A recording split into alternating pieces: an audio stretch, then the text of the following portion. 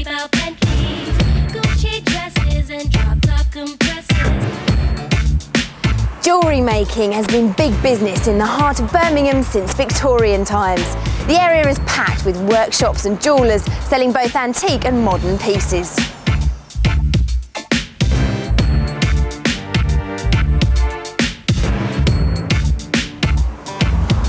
This is the Smith & Pepper Jewellery Company. It was founded in 1899 and for 82 years these walls echoed with the chinking and hammering of jewellers at work.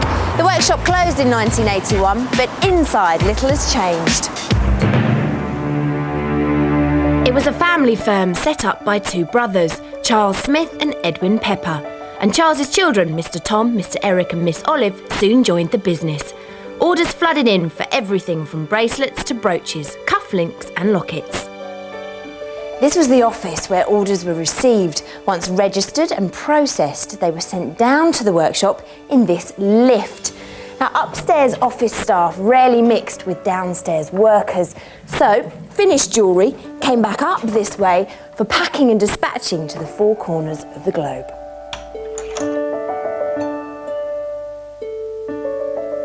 Mr. Tom had a separate office. Each morning he weighed out gold on these scales before issuing it to the craftsman.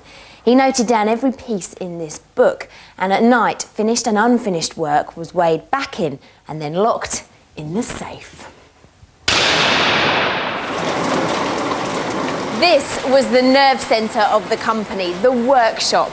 Smith & Pepper employed over 35 craftsmen, and they would have sat at these benches, soldering, engraving and assembling parts. It would have been noisy and cramped, with several workers to a bench.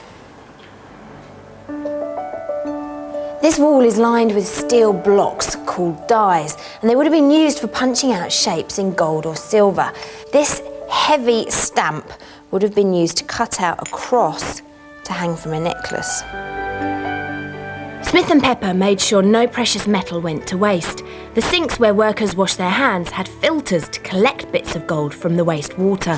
The floors had metal grids so small gold particles which fell between the slats could be swept up and recycled. Even the cellar was fitted with a vacuum system which sucked up gold dust from under the machines.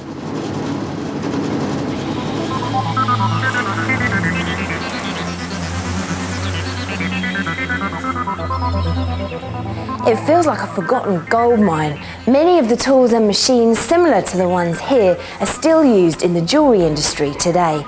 This is Sharon McSweeney, and she's been working in Birmingham's jewellery quarter for 12 years. Hello. Hello. Nice to see you. Now, what are you making? I'm actually making a bracelet today, and I need to make some of the little spiral links out of the silver wire. And I thought you might be able to help me. Yeah, I'd love to. Basically, we use a pair of round nose pliers.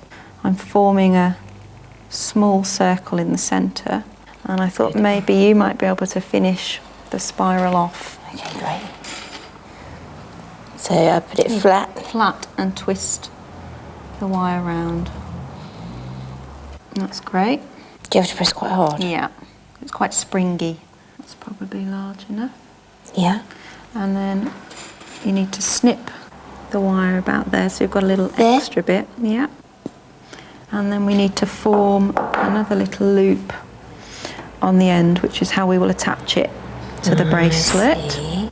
So if you could just hammer that slightly on the metal surface or flatten it. That's fine.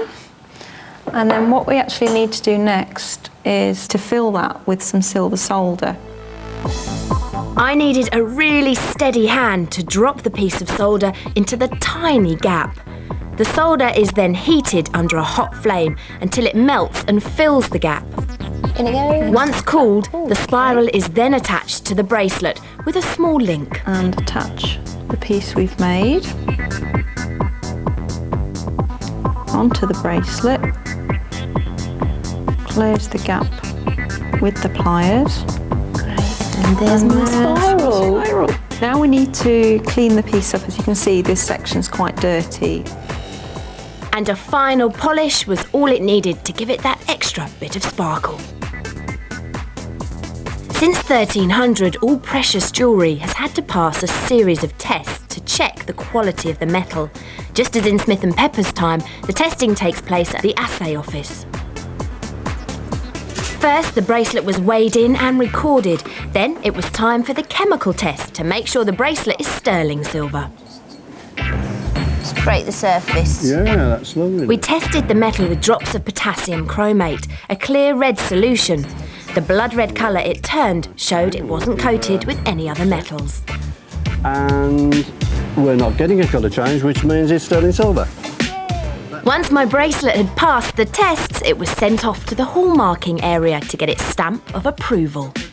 So what symbols are you putting on? Well, I'm going to put a Birmingham Assay Office symbol on. Plus, I'll put a 925. What does 925 mean? It's silver, 925 silver. And then I'm going to put a lion on, and that's sterling silver. Yeah. And anchor. Anchor is Birmingham. It's been marked in Birmingham. And a letter D. D means 2003. But these large hallmark stamps would be too big for my bracelet. The ones I was actually going to use would be minute. There, yeah. And nice and light, gentle. That's it.